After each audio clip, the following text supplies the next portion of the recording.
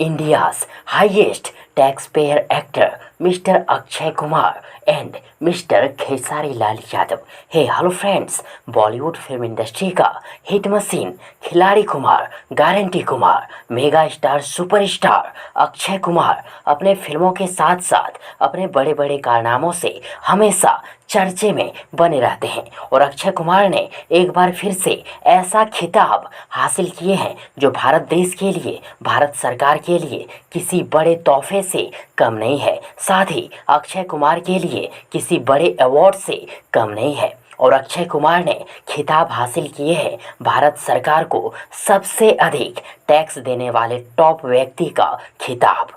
जी हाँ, अक्षय कुमार भारत देश के उन टॉप 10% में से एक है जो भारत सरकार को सबसे अधिक टैक्स देते हैं और जिसके लिए अक्षय कुमार को इनकम टैक्स डिपार्टमेंट के तरफ से सर्टिफिकेट भी दी गई है, प्रदान की गई है। साथ ही आप सबों को ये भी जानकारी दे दूं कि भोजपुरी फिल्म इंडस्ट्री का superstar hit machine Khesari Lal Yadav Bhojpuri industry का ऐसे स्टार हैं जो बाकी के सभी भोजपुरी एक्टर सिंगर से अधिक टैक्स देते हैं भारत सरकार को।